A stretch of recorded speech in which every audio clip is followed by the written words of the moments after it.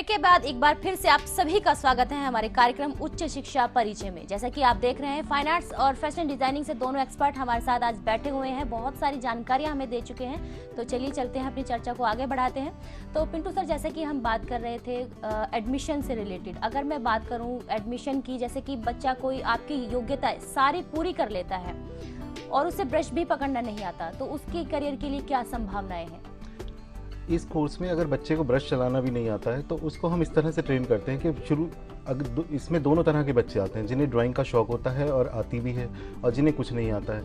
But उनको हम इस तरह से ट्रेन करते हैं कि जो सीधी लाइन खींचना है, पेंसिल कैसे शार्प करी जाती है, बिल्कुल बेसिक से लेके चलते हैं। तो जिसमें जो बच्चा थोड़ा, बस सिर्फ डिफरेंस ये रहता है कि जिस बच्चे को थोड़ा आता है वो जल्दी कैच कर लेता है, जिसको नहीं आता है वो थोड़ा देर से करता है। बट दोनों का लेवल एक आ जाता है एक जगह पे पहुंचने के बाद में।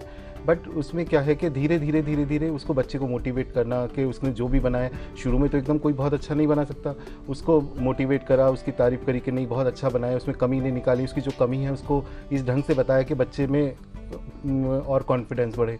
तो ऐसा कुछ नहीं है कि इसमें कि अगर बच्चे को ज़रूरी नहीं है कि उसको आर्ट की नॉलेज होनी चाहिए, उसमें वो उसको हम अपने एक्सपर्ट जो भी हैं हमारे यहाँ इतने अच्छे तरह से उसको बताते हैं और प्रैक्टिस कराते हैं कि रेगुलर प्रैक्टिस का सब्जेक्ट है। जैसे मैंने अभी बताया कि इसमें 80% प्रैक्टिकल होता है, तो पूरा फोकस बच्चे का प्रैक्टिकल पे रहता है, और ये प्रैक्टिकल का ही सब्जेक्ट है और धीरे धीरे करके बच्चा अपना सीख जाता है।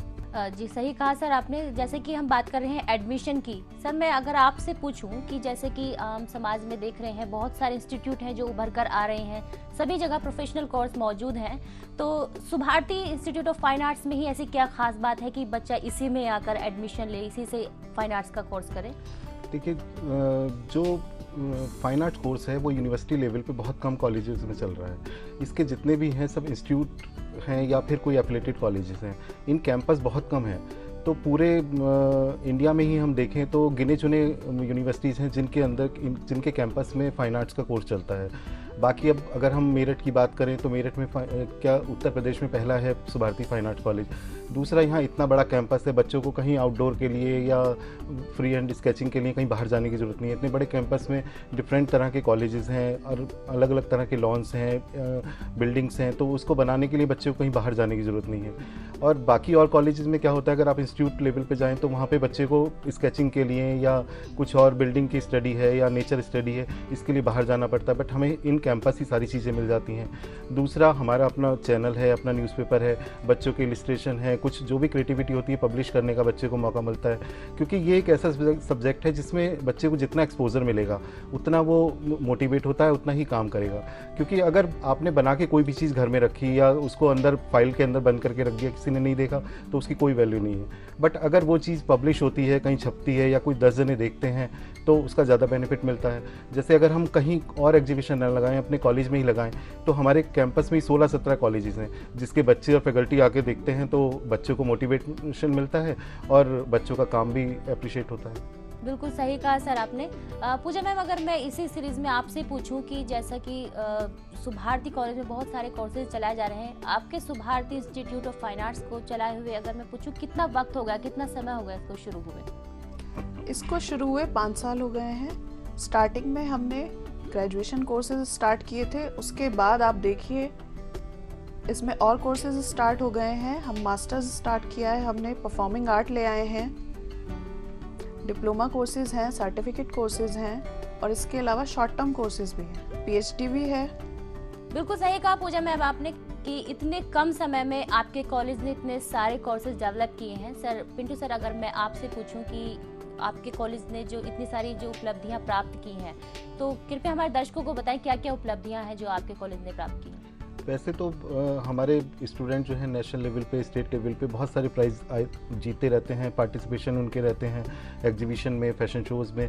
बट अभी हाल ही में एक बहुत बड़ा अचीवमेंट हमारे कॉलेज के लिए हुआ, जिसमें कि एक बहुत बड़ा सर्वे हुआ था पूरे देश के लिए, जिसमें कि बेस्ट आर्ट कॉलेज के लिए आर्ट डायरेक्टरी बनाई गई थी, जिसमें कि उत्तर प्रदेश में हमारे कॉलेज का नाम 2nd नंबर पे आया। ये हमारे लिए एक बहुत बड़े गौरव की बात है, और गौरव की बात ज़्यादा इसलिए है क्योंकि इसमें कॉलेज के नाम जिनके साथ में हमारा नाम आया है वो सारे कॉलेज अपनी सिल्वर जुबली, गोल्डन जुबली मना चुके हैं, बट अभी हमारा कॉलेज तो उनके सामने सिर्फ 5 साल पुराना है। तो ये हमारे लिए एक बहुत बड़े अचीवमेंट है।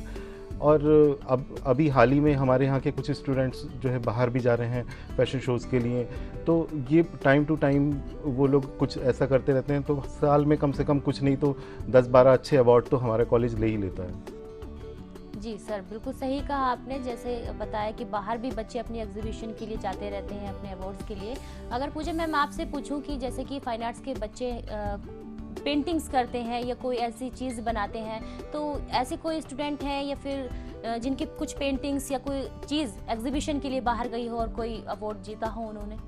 वैसे तो टाइम टू टाइम हमारे स्टूडेंट्स एग्जीबिशन में पार्टिसिपेट करते रहते हैं और बहुत सारे नेशनल अवार्ड्स भी उन्होंने जीते हैं।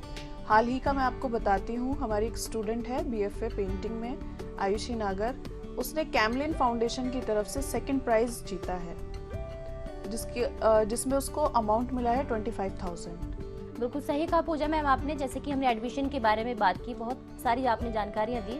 पिंटू सर, अगर मैं आपसे पूछूं, आपके व्यक्तित्व की बात करूं, बहुत सारे अवार्ड्स आपको मिल चुके हैं मैगजीन्स में और अखबारों में, हमेशा आपका नाम आता रहता है।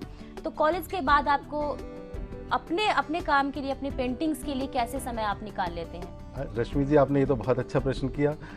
ये पेंटिंग के लिए तो मुझे समय निकालना ही होता है, चाहे मैं पूरे दिन, क्योंकि ये एक ऐसा है और मेरे से इतना जुड़ा हुआ है, क्योंकि चाहे मैं पूरे दिन में कितना भी स्ट्रेस हो, कितना भी थकान हो, मगर 1 घंटा भी काम करके जो रिलैक्सेशन मिलता है वो पूरे उसमें कहीं किसी और चीज़ में नहीं मिल सकता है। इसलिए चाहे मैं पूरे दिन में कितना बिजी हूँ, कहीं कॉलेज का कितना भी काम हो, बाकी घर के कितने भी, बट मैं थोड़ा सा टाइम अपने लिए ज़रूर निकालता हूँ। क्योंकि मेरा प्रोफेशन ऐसा है और पेंटिंग एक मेरा शौक़ और हॉबी और प्रोफेशन है, तो इसलिए उसको करे बिना तो मैं रह नहीं सकता हूँ। तो चाहे मुझे 2 घंटा 3 घंटा, चाहे मुझे रात को काम करना है, क्योंकि नेचुरल सी बात है कि पूरा दिन कॉलेज में रहता है और फिर शाम के बाद, और जनरली क्या होता है कि काम करने के लिए मुझे रात का टाइम ही सबसे सूटेबल लगता है, क्योंकि उस समय फ़ोन की घंटी, कोई फ़ोन कॉल नहीं, बिल्कुल आराम से अपना, कोई आने वाला नहीं। क्योंकि अगर एक बार आप बैठ गए पेंटिंग करने के लिए तो आप कितनी देर तक काम कर लेते हैं कुछ पता ही नहीं चलता है आपको, क्योंकि कोई डिस्टर्ब करने का नहीं होता है। सबसे बड़ा इसमें एक वो रहता है कि अगर आप चाहे पूरी रात काम कर लिया, बट काम करने के बाद जो आप सुबह उठेंगे बिल्कुल फ्रेश उठेंगे। तो इसलिए जो है मैं काम के लिए तो चाहे कैसे भी निकालूं, टाइम ज़रूर निकालता हूँ। जी, बिल्कुल सही कहा सर आपने। जैसे कि आपका पैशन ही है पेंटिंग्स करना, हम समझ सकते हैं कितना रिलैक्स आप फील करते होंगे पेंटिंग्स करके। तो दर्शकों, अब वक्त हो गया है आप सभी से विदा लेने का, लेकिन जाने से पहले हम अपने दोनों एक्सपर्ट्स का धन्यवाद करते हैं जिन्होंने इतनी सारी बातें हमें बताई। आप दोनों का बहुत बहुत धन्यवाद। आप हमारे स्टूडियो में आए, इतनी सारी जानकारियाँ हमें दी। तमाम जानकारी के लिए आप दोनों का बहुत बहुत धन्यवाद। नमस्कार। तो दर्शकों, आशा करते हैं कि इतनी सारी जानकारी के साथ आपको अपने करियर चुनने में काफी मदद मिलेगी। साथ ही आपको बता दें कि यदि आप इन कोर्सेज के बारे में और भी कोई जानकारी लेना चाहते हैं तो आप स्क्रीन पर दिए गए नंबर्स पर कॉल कर सकते हैं, या कार्यक्रम के विषय में कोई राय देना चाहते हैं तो SMS करें 56161 पर। दर्शकों, अब आपको बता दें कि फाइन आर्ट्स के 2 और कोर्सेज, परफॉर्मिंग आर्ट्स और फैशन डिजाइन पर इसी समय कल होगी चर्चा। तो देखते रहिए हमारा कार्यक्रम उच्च शिक्षा परिचय। नमस्कार।